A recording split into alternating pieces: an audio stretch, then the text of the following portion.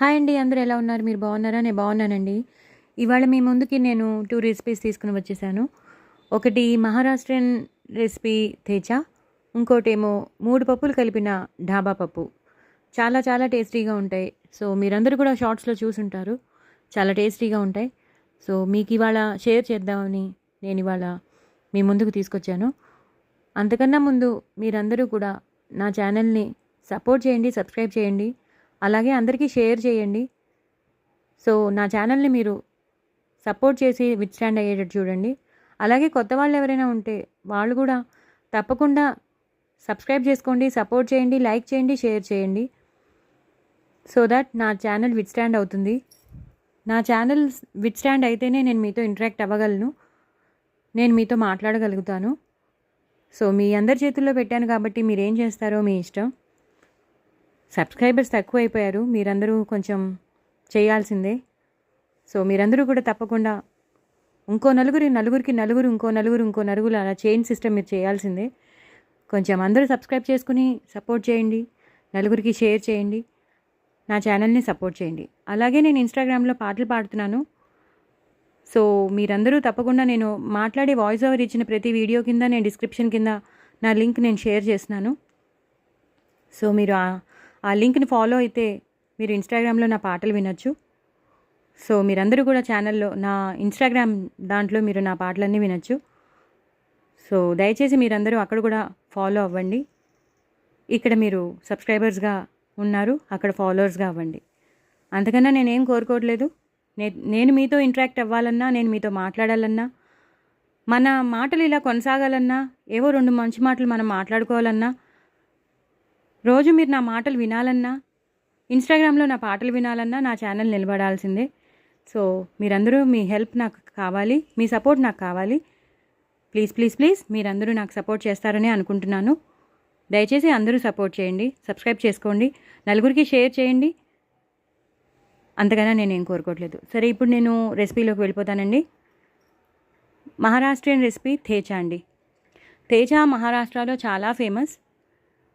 వాళ్ళు ఫ్రీక్వెంట్గా కాకపోయినా, ఫ్రీక్వెంట్ కాదండి, రోజు అయినా వాళ్ళు చేసుకుంటారట. వాళ్ళకి రోజు థేచా ఉండాలట.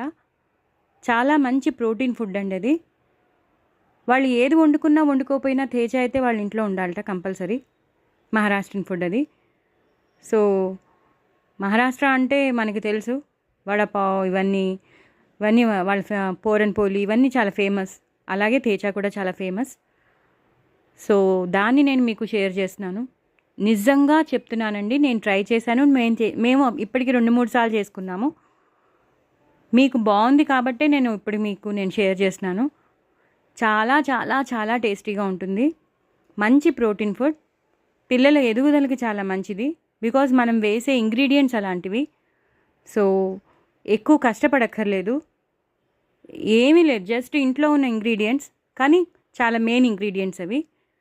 వాటిలతో అయిపోతుంది. ఎక్కువ చేసి పెట్టేసుకుంటే ఫ్రిడ్జ్లో పెట్టేస్తే మనం ఎప్పుడు కావాలంటే అప్పుడు తినచ్చు.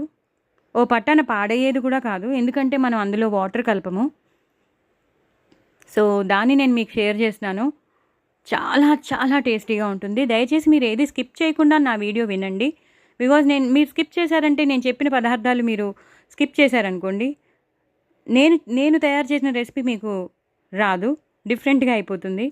సో, నేను చెప్పినవి మీరు స్కిప్ చేయకుండా వింటే, యాజ్ టీజ్గా మీరు చేస్తే చాలా మంచి టేస్ట్ వస్తుంది మీకు. సో, మహారాష్ట్రియన్ రెసిపీ థేచా నేను మీకు షేర్ చేస్తాను. సో, ఎక్కువ పల్లీలు తీసుకోండి. ఎక్కువ పల్లీలు అంటే ఓ పెద్ద గ్లాస్తో ఫస్ట్ మీరు ప్రాక్టికల్గా మీరు చేయాలనుకుంటే ఫస్ట్ కొంచెం చేసుకోండి. తర్వాత మీకు నచ్చితే విరిగా మీరు ఒక దాంట్లో చేసి పెట్టుకోవచ్చు. అది ఫ్రిడ్జ్లో కూడా పెట్టేసేయచ్చు. అదేం పాడయ్యేది కాదు. సో, మీరు పెద్ద గ్లాస్తో రెండు గ్లాసులు పల్లీలు తీసుకోండి. ఫ్రెష్ పల్లీలు తీసుకోండి. ఫస్ట్ ప్యాన్లో నూనె వేయండి.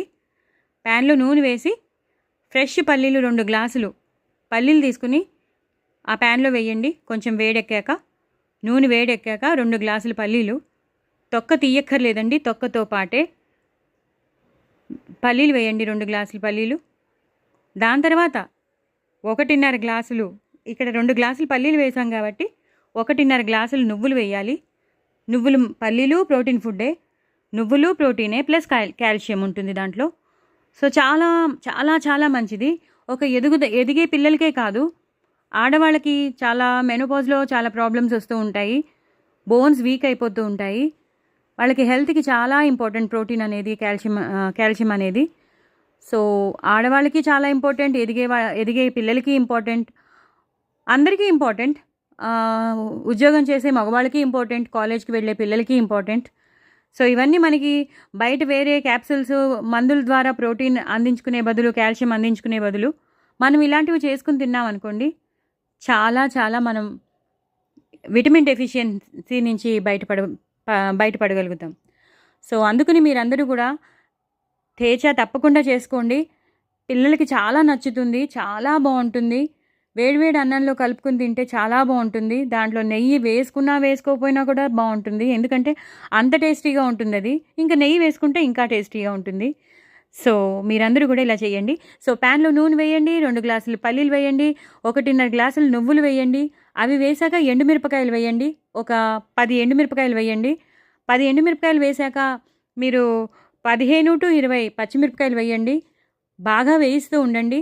నువ్వులు, పల్లీలు, ఎండుమిరపకాయలు 10, 15 to 20 పచ్చిమిరపకాయలు బాగా వేయిస్తూ ఉన్నప్పుడే మీరు కరివేపాకు వేయండి. బాగా వేయించండి. అవన్నీ వేగిపోయాక ఇంక ఎలాంటి పప్పులు యూజ్ చేయకూడదండి. మినపప్పు కానీ శనగపప్పు కానీ ఏమీ యూజ్ చేయకూడదు. ఇవే మెయిన్ ఇంగ్రీడియంట్స్ అండి. వెల్లుల్లిపాయలు మీకు తెలుసు ఎంత మంచిదో, కొలెస్ట్రాల్ని తగ్గిస్తుంది, బీపీని తగ్గిస్తుంది, మనలో ఉన్న చెడు ఫ్యాట్ని అంతా బయటకు పంపించేస్తుంది.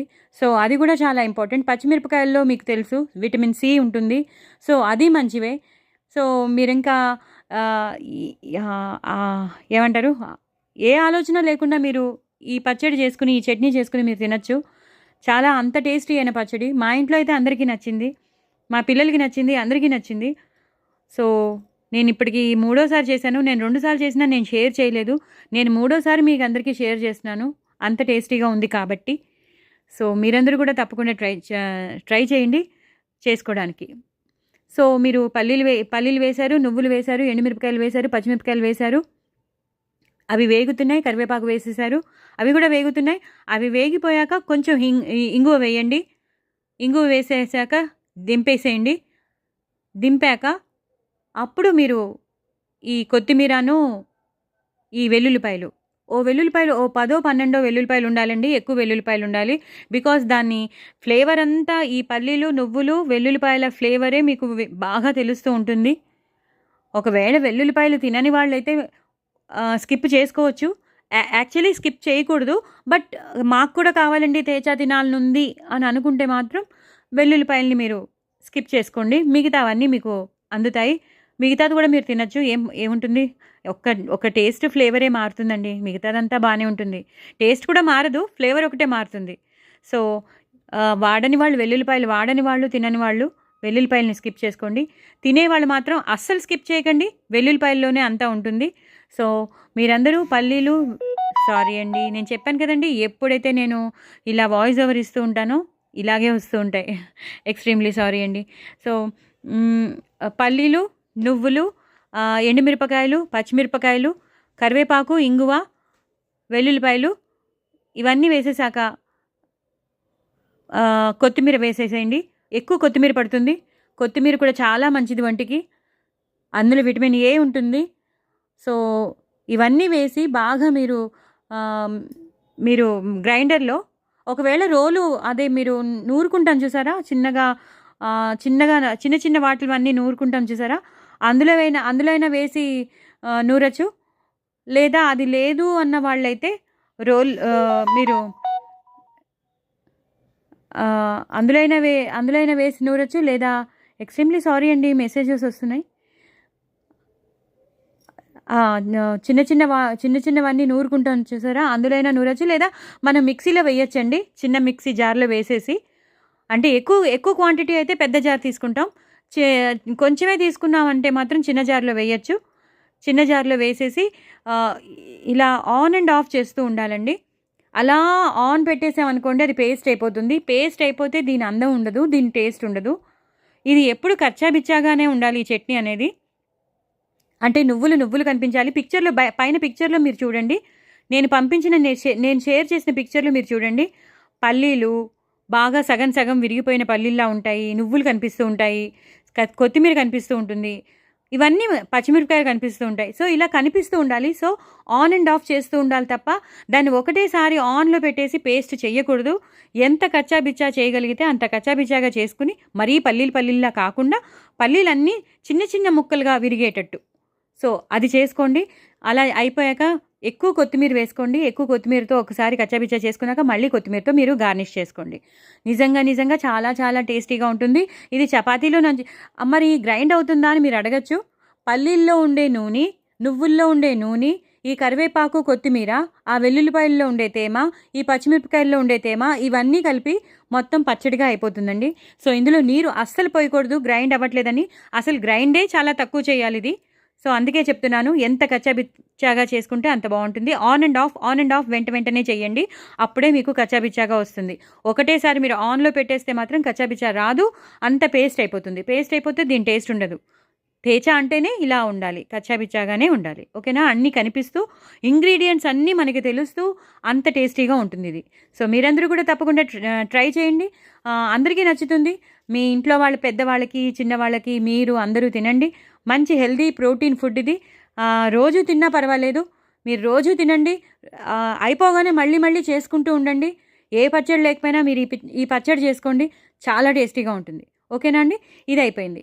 సో, నెక్స్ట్ ఏంటంటే నేను మూడు పప్పుల ఢాబా పప్పు అన్నాను. 3 పప్పుల ఢాబా పప్పు ఏమిటో కాదండి. శనగపప్పు ఒక హాఫ్ గ్లాస్, పెసరపప్పు ఒక హాఫ్ గ్లాస్, కందిపప్పు ఒక ఫుల్ గ్లాస్ ఇలా చేశాను. కందిపప్పు ఎక్కువ తీసుకున్నాను, 1 గ్లాస్ తీసుకున్నాను. పెసరపప్పు హాఫ్ గ్లాస్ తీసుకున్నాను. మన శనగపప్పుని హాఫ్ గ్లాస్ తీసుకున్నాను. ఈ 3 పప్పుల్ని మీరు ఉడకబెట్టేసుకోవాలండి. అందులో కొంచెం క్యాబేజ్ తరిగి వేశాను నేను. క్యాబేజ్ పప్పు అది. 3 పప్పుల ఢాబా పప్పు ఏదో కాదు, అందులో క్యాబేజ్ వేశానండి. క్యాబేజ్ పప్పు అది.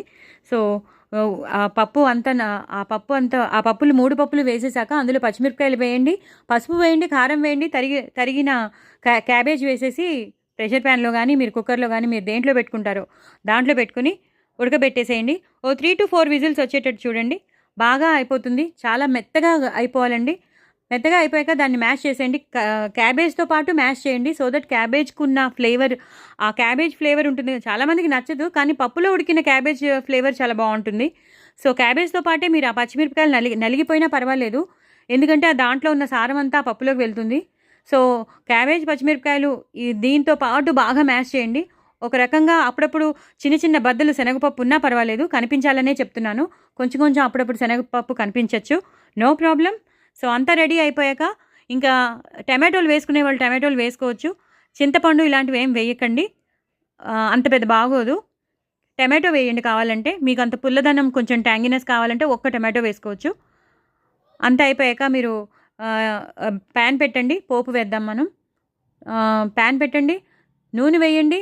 నూనెలో ఆవాలు, జీలకర్ర, ఎండుమిరపకాయలు, వెల్లుల్లిపాయలు, కరివేపాకు ఇవన్నీ వేసేసాక బాగా వేగిపోయాక అప్పుడు మీరు ఈ ఇంగువ వేయండి. ఇంగువ కొంచెం ఎక్కువే పడుతుంది. పప్పు అనగా, చారు అనగా, సాంబార్ అనగా ఇంగువ కంపల్సరీ వేయాలి.